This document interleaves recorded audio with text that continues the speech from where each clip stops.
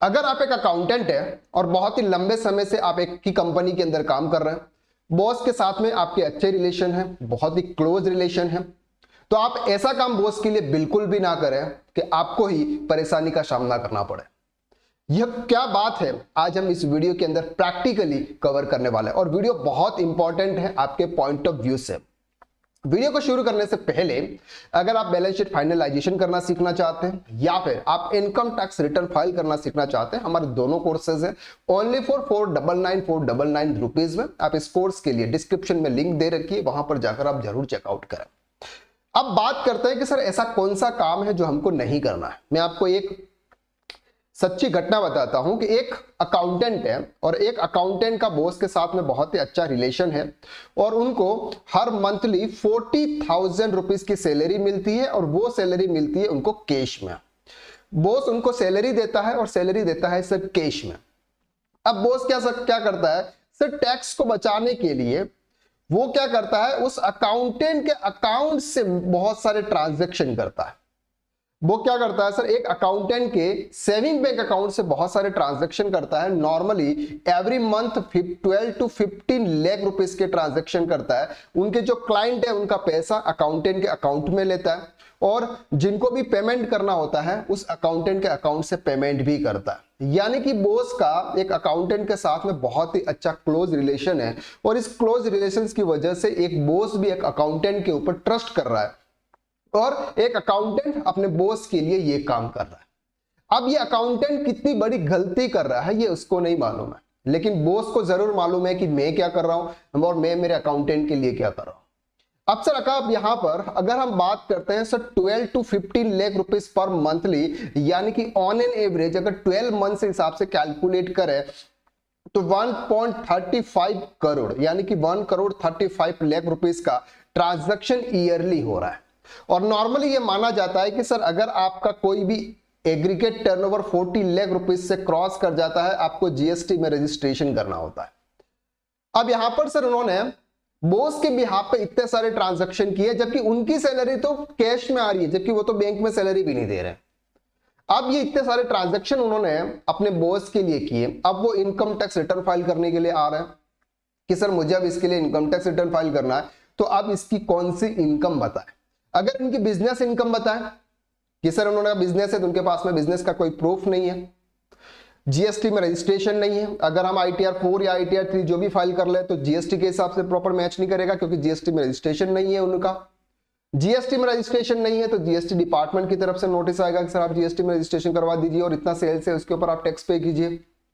तो बहुत सारी सिचुएशन है।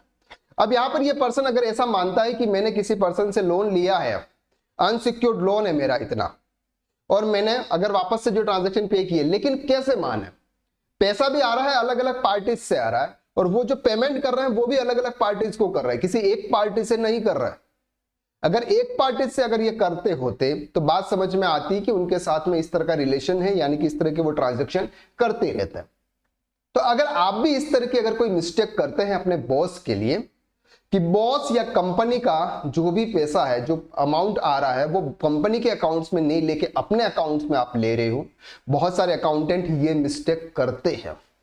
और अगर आप भी ऐसी मिस्टेक करते हैं तो प्लीज इस मिस्टेक को अवॉइड कीजिए और किसी का भी पैसा हो, चाहे अपने फैमिली मेंबर्स हो या किसी का भी पैसा हो, अपने अकाउंट के अंदर मत लीजिए, क्योंकि गवर्नमेंट हर ट्रांजैक्शन को ट्रैक करती है।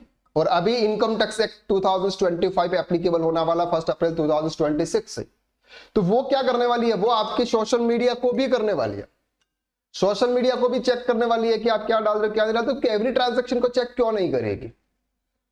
तो आप इनकम टैक्स के रडार में आ जाएंगे, इनकम टैक्स डिपार्टमेंट की तरफ से नोटिस आएंगे, इधर जीएसटी डिपार्टमेंट की तरफ से नोटिस आएंगे, फिर आपको इनकम टैक्स डिपार्टमेंट के धक्के खाने पड़ेंगे।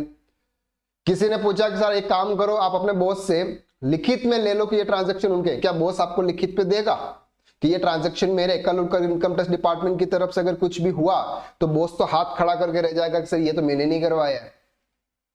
तो ऐसी गलती बिल्कुल ना करें। फ्यूचर में अगर आप कोई बिजनेस करना चाहते हैं तो आपके लिए कॉम्प्लिकेशन हो सकता है, बहुत ही बड़े इश्यूज हो सकता है। तो ये एक प्रैक्टिकल बात थी जो मुझे आपके साथ में शेयर करनी थी। मेरे पास में एक रिटर्न आया था और रिटर्न में इस तरह के थोड़ा सा ये मामला था जो मुझे लगा कि मुझे आपके साथ में भी शेयर करना चाहिए।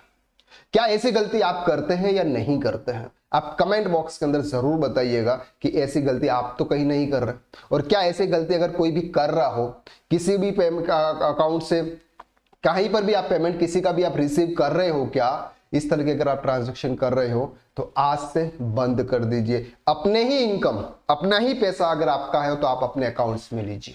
अपने पापा का पैसा भी अपने अकाउंट्स में मत लीजिए, किसी भी बिजनेस का पैसा आपके अकाउंट्स में मत लीजिए जब तक आपके खुद का पैसा नहीं हो तब तक। आई होप कि इस वीडियो के माध्यम से आपको यह तो समझ में आ गया कि सर किसी और का पैसा आपके अकाउंट्स में लेना चाहिए या फिर नहीं लेना चाहिए। अगर ये वीडियो आपको अच्छा लगा तो वीडियो को आप लाइक जरूर कीजिएगा, कमेंट कीजिएगा, और चैनल पर नए हैं तो चैनल को सब्सक्राइब कर दीजिएगा। और अगर आप इनकम टैक्स या फिर बैलेंस शीट फाइनलाइजेशन करना सीखना चाहते हैं तो हमारे कोर्स है, दोनों कोर्स है। बैलेंस शीट फाइनलाइजेशन कोर्स के अंदर हम प्रोपराइटरशिप, पार्टनरशिप, कंपनी और ट्रस्ट, इन चारों की बैलेंस शीट प्रॉपर तरीके से फाइनल करना सिखाते हैं टेली प्राइम पर।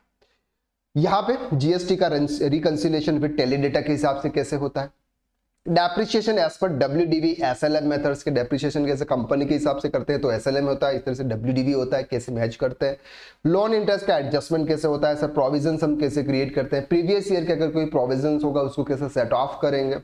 प्रैक्टिकल प्रिपेयर कैपिटल अकाउंट्स हम किस तरह से प्रिपेयर करेंगे, पार्टनरशिप के अंदर कैपिटल अकाउंट्स प्रिपेयर करने थे वो कैसे करेंगे, और ये सब कुछ देता है सर प्रैक्टिकल क्लाइंट डेटा के आधार पर। इतना पूरा कंटेंट यानी कि लगभग 100+ वीडियोस आपको इस लेक्चर कोर्स में मिलते हैं। ये आपको मिल रहा है ओनली फॉर 499 रुपीज में। और अगर आप ITR फाइलिंग सीखना चाहते हैं तो इसके लिए हमारे पास कोर्स है sir income tax return filing course ITR 1 to ITR 6, practical return filing ITR 1 to ITR 6 client database के आधार पर एवरी शेड्यूल को स्टेप बाय स्टेप डिटेल में कवर करते हैं विद प्रैक्टिकल एक्सपोजर के साथ में। कंप्यूटेशन आप किस तरह प्रिपेयर करेंगे, अपडेटेड रिटर्न आप किस तरह से फाइल करेंगे, कैपिटल गेन का कैलकुलेशन कैसे करेंगे, रिवाइज रिटर्न क्या होगा, इनकम टैक्स पोर्टल को आप किस तरह से यूज करेंगे, AIS 26AS डेटा को किस तरह से आप मैच करेंगे, वह सब कुछ प्रैक्टिकली आपको इस कोर्स में सिखाया जाता है। कोर्स की लिंक आपको डिस्क्रिप्शन में दे रखी है, वहां पर जाकर आप जरूर चेकआउट करें। एक बार आप चेकआउट करें और 101% में आपको कॉन्फिडेंस के साथ में कह रहा हूं कि ये कोर्स आपके लिए माइंड ब्लोइंग होगा ओनली फॉर 499 रुपीज में। तो आज इस कोर्स को इनरोल कीजिए और इनकम टैक्स रिटर्न फाइलिंग और बैलेंस शीट फाइनलाइजेशन करना सीखिए और अपने फ्यूचर में आगे बढ़िए, क्योंकि जिसका जितना नॉलेज होता है उतना ही पैसा उसके पास में आता है। तो आज के लिए बस इतना, नेक्स्ट वीडियो में हम फिर मुलाकात करते हैं, तब तक के लिए thank you so much, bye bye, thank you for watching this video.